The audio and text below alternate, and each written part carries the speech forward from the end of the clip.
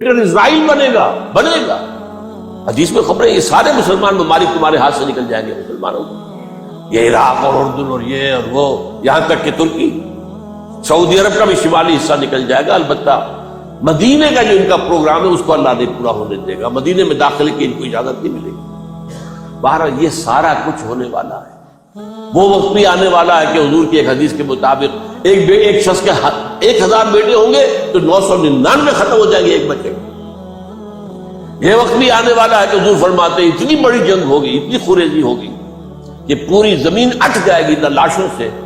تو پرندہ جو ہے کوئی، ایک تو پرندے ہوتے ہیں کہ جو مردار خور ہے، گدھ ہے، وہ تو بڑی خوشی سے اتریں گے، تناول فرمائیں گے لاشوں کو.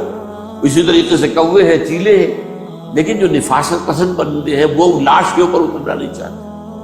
تو ایک پرندہ اڑتا چلا جائے گا، اسے کہیں زمین پر اترنے کی جگہ نہیں ملے گی، لاشیں ہی لاشیں ہوں گی، یہاں تک کہ وہ تھک ہار کر اس کی جو ہے پر جواب دے جائیں گے، گرے گا تو لاش پر گرے گا. یہ وقت آنے والا، اور یہ یہودیوں کے ہاتھ میں، یا یہودیوں کے جو سپورٹرز ہیں اس وقت، جو ان کے ہاتھ میں آلہ کار، ان کے ہاتھ وہ آلہ. میرے نزدیک اس کام کے لیے اس ملعون قوم کو کہ جو حضرت عیسیٰ کے زمانے سے ملعون ہو چکی، اس کو باقی رکھا گیا، اسے یہ موقع دیا گیا ہے. اس نے اسرائیل بنا دیا ہے. تقریباً 2000 سال کے بعد وہ دوبارہ آ کر آباد ہوئے اس سرزمین میں جہاں سے نکال دیے گئے تھے 70 عیسوی کے اندر. یہ سارا کچھ کیوں ہو رہا ہے؟ ان کا یہ استثناء کیوں کیا گیا؟ یہ بڑی تلخ بات ہے، یہ یاد کرنی.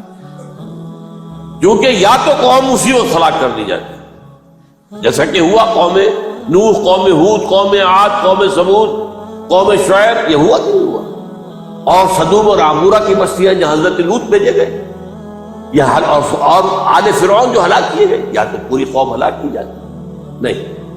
یہ یوں سمجھیے کہ اس پورے معاملے کو درمیان میں سے ایک وقفہ دے دیا گیا، حضرت عیسیٰ کو اٹھا لیا گیا، اور حضرت عیسیٰ دوبارہ آئیں گے. یہ کیوں کیا گیا؟ اب اس میں بڑی تلخ بات آپ سے کہہ رہا ہوں، یہ آپ کے لیے قبول کرنا آسان نہیں، حلق سے نیچے اٹھنے کی مشکل سے. اس قوم کو زندہ رکھا گیا ہے جو ملعون اور مغضوب علیہم قوم ہے. سب سورہ فاتحہ میں مفسرین لکھتے ہیں ضالین یہ نصارہ ہیں، اور مغضوب علیہم یہ یہودی ہیں. اور قرآن کہتا ہے لعن الذین کفروا من الکتاب علی لسان داؤد وعیسی ابن مریم، لعنت کی گئی. ایک ملعون اور مغضوب قوم کے ہاتھوں آخری امت محمد، اور اس کا بھی بہترین حصہ، اس پر عذاب ان کے ہاتھوں آئے. عربوں پر عذاب یہودیوں کے ہاتھوں، اس لیے ان کو بچایا گیا. یہ میں نے کئی دفعہ واقعہ سنایا، مولانا اسلائی صاحب بتایا کرتے تھے، کیونکہ وہ راجپوت تھے، یو پی کے راجپوت، مشرقی حصے کے. یا ہمارے ہاں کوئی نوجوان اگر کوئی بڑی گری ہوئی حرکت کرتا تھا تو اس کے سر پر چمار کے ذریعے، چمار کے ہاتھوں جوتا لگایا جاتا. اگر راجپوت کے سر پر راجپوت کا جوتا گرا تو چلو تکلیف تو ہوئی، لیکن یہ کہ راجپوت کا جوتا گرا ہے نا، پڑا ہے. لیکن راجپوت کے سر پر چمار کا جوتا، جس کو آپ انگریزی میں کہتے ہیں to add insult to injury, وہ تکلیف بھی ہے جوتا کھانے کی، اور انسلٹ ہے کہ ایک چمار مار رہا. یہ امت سب سے خیر امت ہے، کنتم خیر امت اخرجت للناس. اس کے لیے عذاب بھی بدترین آئے گا. اور کن پر آئے گا؟ اس امت کا جو اصل نیوکلیس ہے عرب، جس کے بارے میں حضور کی حدیث موجود ہے ویل للعرب، عرب کے لیے بہت بڑی ہلاکت. اور آج ہماری نظر میں آ رہا ہے وہ ملعون اور مغضوب علیہم قوم، ان کے سینے کے اندر خنجر کی طرح بھونکی گئی ہے.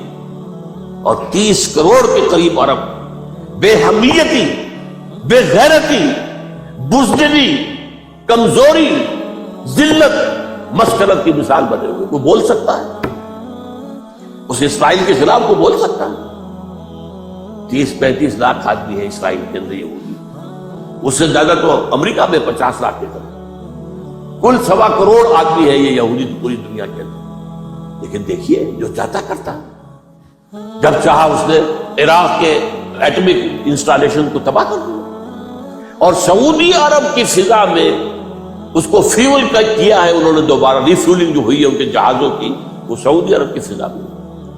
اللہ تعالیٰ نے یہ کوڑا ان مسلمانوں کے لیے رکھا ہوا ہے کہ جن کے رتبے ہیں سوا، ان کی سوا مشکل ہے۔ جتنا اونچا مقام اللہ نے دیا عربوں کو، ان میں حضور کو اٹھایا، ان کی زبان میں اپنا آخری کلام نازل کیا، تو ان کی ذمہ داری بھی بہت ہے۔ جن کے رتبے ہیں سوا، ان کی سوا مشکل ہے۔ یہ ہے میرے نزدیک، واللہ اعلم۔